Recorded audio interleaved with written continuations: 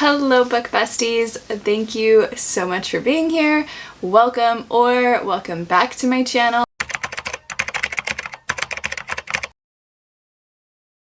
Obviously, we are about to do yet again another blind TBR video. When I did this the first time in May, I did not plan to do it again, and then I did it again in June, and I thought for sure I wouldn't do it again, but I just really have come to love doing my TBRs this way, so I am gonna just do what I feel like doing, and I'm gonna do this as long as I am enjoying it. You do see here, I have a whole shelf with lots and lots of books on my TBR. So these are kind of like my top current choices of books off of my huge TBR shelf that I feel like reading. If you've seen me do this before, then you already know I'm gonna pick 5 books off of here using a random number generator. We have had a little bit of question on whether or not the number generator ever goes into single digits. So if we are 2 or 3 books in and have yet to go into the digits, I might like do something to fix that. Also, this time I'm going to allow myself one swap out, so at the very end after I have picked my 5, if there's one I want to switch out, I'm gonna go ahead and allow myself to do that. The only rule will be that I have to then read like that next book I pick. I can't say, oh never mind, I actually do think that that first choice was better. It's already done. Other than the 5 blind books, there are 3 other books that I am handpicking for myself, so I will have a total of 8 books for July, but I think I can do it. The first book is Beach Read. This will be a reread. I read this, I want to say 2 years ago at the beach, and just so you all know, if you have not read this yet, it is not an actual beach read. I'm not really sure what the idea behind this cover and title was, because it takes place at a lake and very loosely. Currently I say it's my favorite Emily Henry, and I have read all of her books, so this will be a little bit of a test to see if my taste has changed at all. And then the 2 other books that I'm gonna have high on my July TBR are both coming out July 2nd. One of them is the new Courtney Walsh. I love this author so much. She writes closed door romances that are swoony and sweet. She just really does no wrong. I really love her stories. I'm pretty sure it's in the context of something occurring in life that kind of makes our lead character realize life is short, and she's gonna just like start saying yes to things, and I think there's like a road trip involved. I definitely could have read the synopsis before coming on here and telling you guys about that book, but for me, Courtney Walsh is an auto-buy author and I don't even need to read synopsis, so my apologies. I'm sure it's gonna be good. And then the other book coming out July 2nd is Reckless. Powerless was so good. Finally, we are getting Reckless, the follow-up story to Powerless. If you haven't read Powerless yet, like, please do yourself a favor and go read that book. It is a fantasy with like Hunger Games type of vibes, but also some magical powers within that. If you're not like a super big fan of fantasy, it's not a hard one to understand. Like, there's not a huge world to build and things like that, so it's a much easier fantasy read than some others. So I do think that most people would really enjoy that book, and it is a perfect time to read it because we are getting the second one and I cannot wait. Well, without further ado, I don't even know what that means. What does ado mean? Without further ado.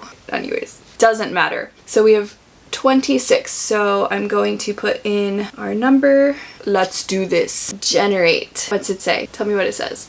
20. Already off to a bad start, guys, because this is what it did last time. It like literally only went in the 20s. So I'm gonna give it one more chance after this, and if not, I'm gonna adjust the numbers somehow. Number 20.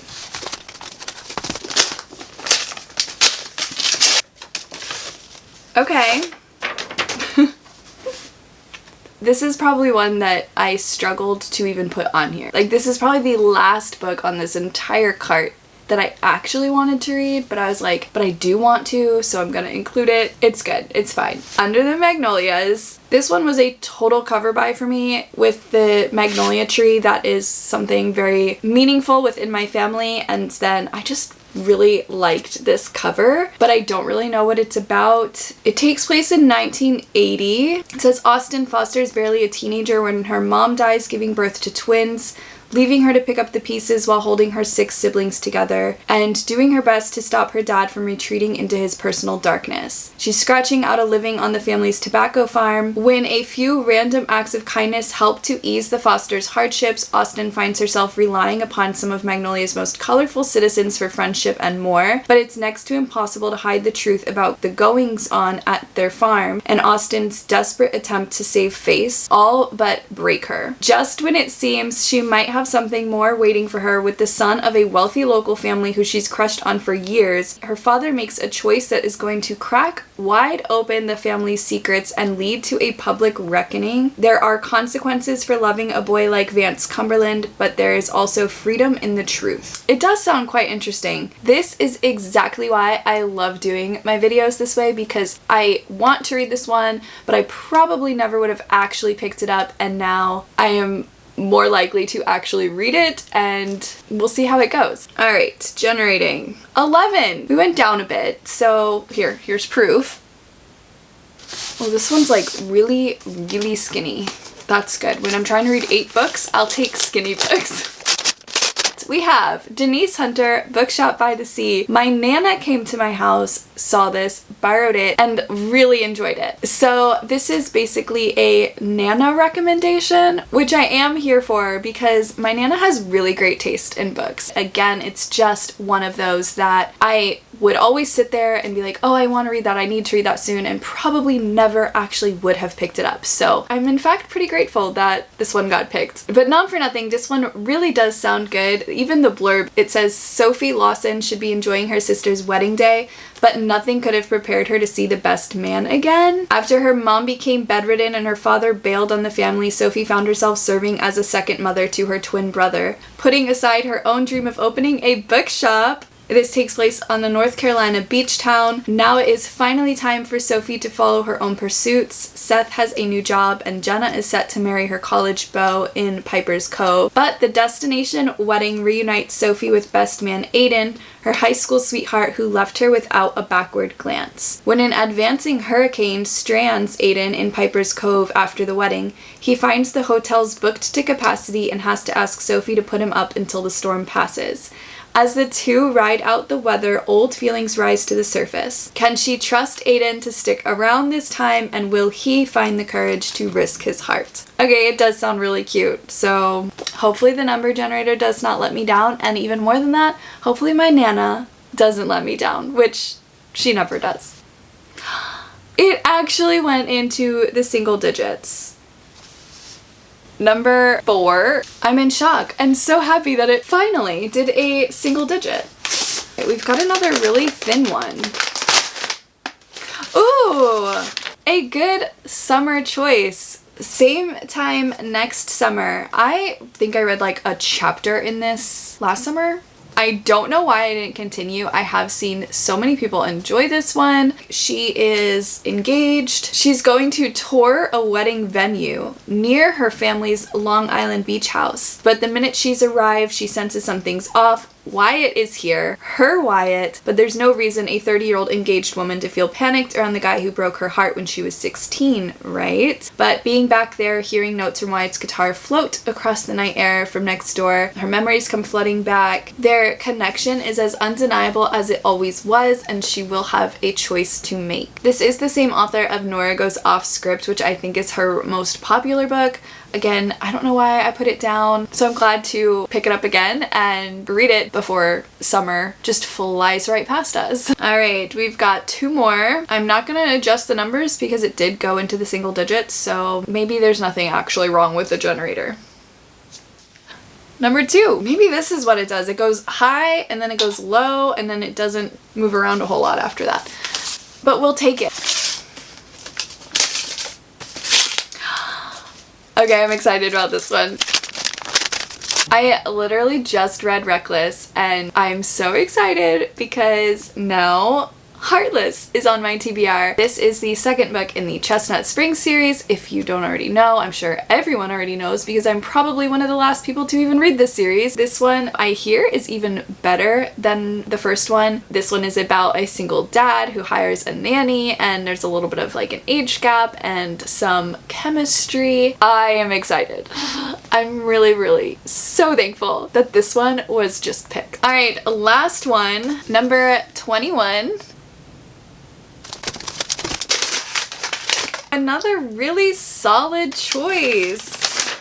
The Score by Elle Kennedy. This is the third book in the Off-Campus series. These are hockey romance books. Each one of them follows a different guy from the hockey team. I really liked the first two. They are open doors, so if that's not for you, then don't bother with this series, but I am very excited to finally read the third one. I feel like I talked to someone who said this third one is their favorite. It's gonna be really hard to find any better than the first one, but we shall see. So now here's the TBR at the moment. Now the question becomes, do I want to swap any of these out? But then whatever's chosen, I have to read. I already know what I'm gonna do. I think I knew as soon as I opened the book. And if anyone has loved the book I'm about to pick, I'm sorry, but I just can tell I don't feel like reading it, and that is Under the Magnolias. I do want to just see if something else will be picked that I maybe would be more excited to read. We're gonna go ahead and just put this one here, and hopefully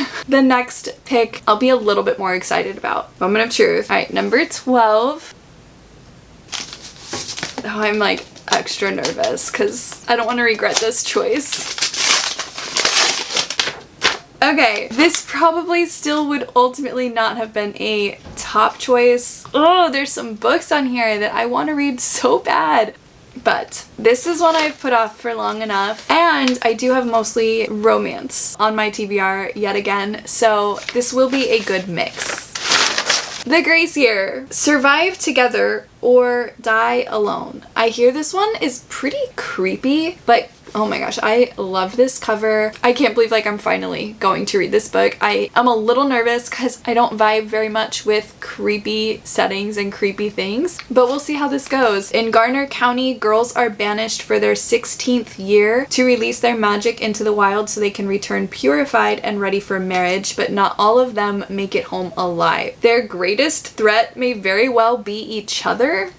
This story examines the complex and sometimes twisted relationships between girls, the women they eventually become, and the difficult decisions they make in between. Okay, that does sound so interesting. Good choice, generator. And that is a wrap on this July TBR. So I have 8 books, a lot of summary reads, which is awesome. And hopefully I enjoy them all because, not gonna lie, June's books hit. I feel like July has a lot to compete with. Thank you again so much for watching. If you enjoyed this video and you have not hit subscribe yet, please consider sticking around and hitting that subscribe button. Let me know if you have read and enjoyed any of these books so I can get a little bit more hype about them. I hope that your July and the rest of your summer is really enjoyable. I hope that your books are amazing, and I will see you guys in the next video.